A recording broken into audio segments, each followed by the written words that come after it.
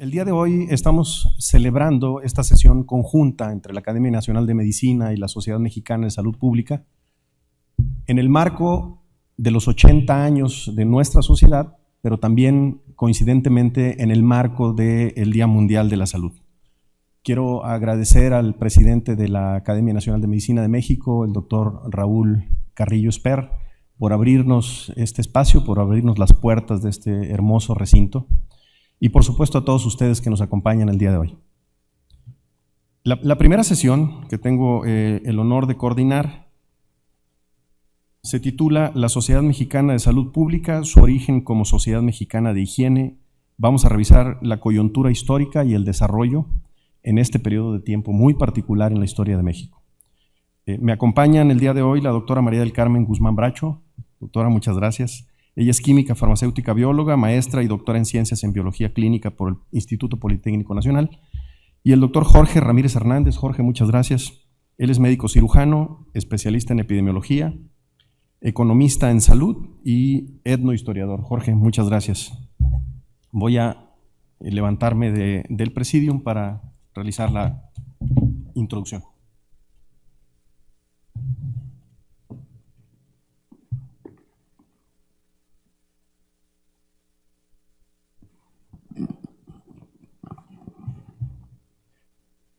Creo que lo primero que tendríamos que recordar es que nuestra sociedad nace como la Sociedad Mexicana de Higiene. Es interesante revisar el contexto en el que sucede la fundación de nuestra sociedad. Cuando se funda nuestra Sociedad Mexicana de Higiene, el panorama cultural del país era muy dinámico y reflejaba tanto el nacionalismo revolucionario, recuerden que estamos en este periodo post-revolución, además de una serie de influencias internacionales. Estamos en este contexto histórico también donde está sucediendo el exilio español en México y por supuesto de fondo el contexto de la Segunda Guerra Mundial.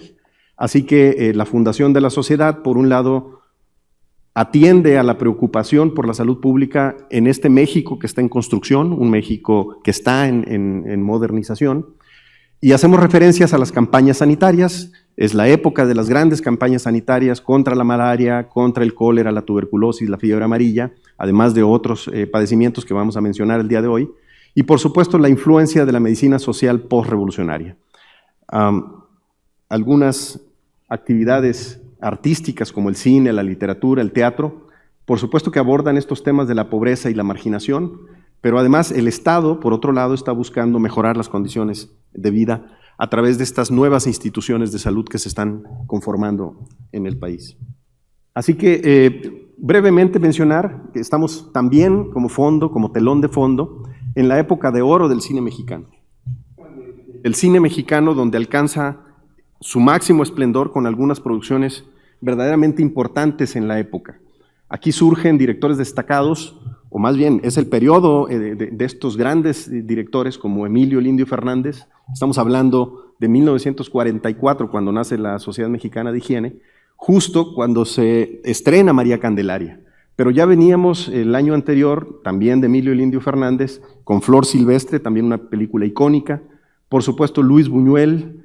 No son todavía los mejores años, no es la época de Luis Buñuel todavía. De hecho, se menciona que son como las películas que le permiten vivir y establecerse en México. Empezar con El Gran Casino, que fue un gran desastre como película, pero este mismo año, ya en 1949, para el final de la década, ya dirige El Gran Calavera, como una de las películas icónicas también que hacen referencia al México de la época. Hay una serie de actores icónicos que también aparecen en escena, como María Félix, como Pedro Infante, que inicia su carrera en los 40, Jorge Negrete, el símbolo del charro mexicano, y hay una serie de temas recurrentes que pasan por la identidad nacional, la pobreza, romance, por supuesto, el folclore. Muestro esta película, La Casa Chica, que es bien interesante, más allá de la época, el periodo, el director Roberto Gabaldón, por las grandes figuras como Dolores del Río, Roberto Cañedo, Miroslava Stern, por supuesto Domingo Soler. En fin, es una película icónica y que vale la pena que en una de esas la podamos comentar, porque es una película de corte pues sí, romántico, es un drama también, y sucede en el Instituto de Salubridad y Enfermedades Tropicales, precisamente un médico que va a la provincia, y toda la historia que se vuelve muy interesante en la trama. Estamos hablando de esta época, estamos hablando de este periodo de tiempo. En la literatura está la consolidación de grandes escritores. En la narrativa, Juan Rulfo, que aunque aún no publicaba Pedro Páramo, ya en los 40 estaba en gestación su estilo. José Revueltas, Agustín Yáñez, novelas precursoras de la novela moderna mexicana.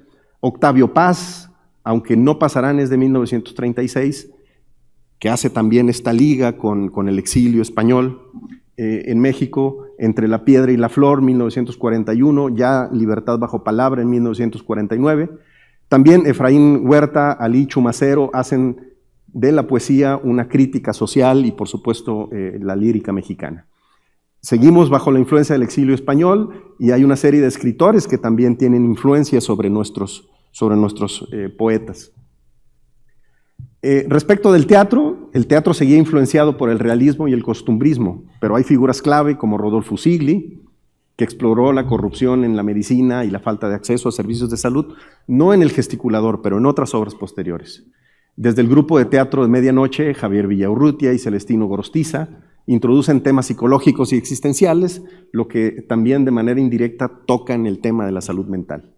También hubo un auge del teatro popular, con la existencia de las carpas, con el teatro gubernamental y una serie de misiones culturales que desarrollaron la Secretaría de Educación Pública y el Departamento de Salubridad, apoyando obras que promovían hábitos de higiene, de limpieza, generalmente todas estas en zonas rurales.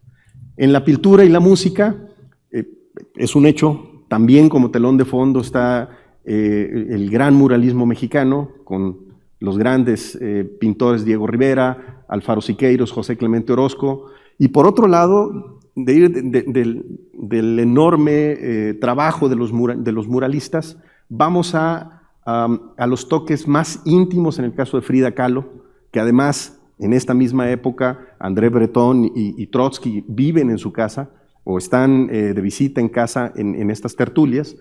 También como telón de fondo está la generación de la ruptura. Viene Rufino Tamayo y Carlos Mérida a romper con estas ideas del muralismo. En la música es la época dorada del bolero y la canción ranchera, con Agustín Lara, Los Panchos, Jorge Negrete y Pedro Infante, entre la canción ranchera por un lado y el bolero por otro. El mariachi se consolida como símbolo nacional, pero también aparece la música clásica en México. Y por supuesto el nacionalismo de Silvestre Revueltas, Carlos Chávez, que como director de Bellas Artes también promueve la música clásica, y Blas Galindo, por supuesto. Así que además hay una influencia de instituciones de salud pública, no solamente de Europa, pero también de Estados Unidos.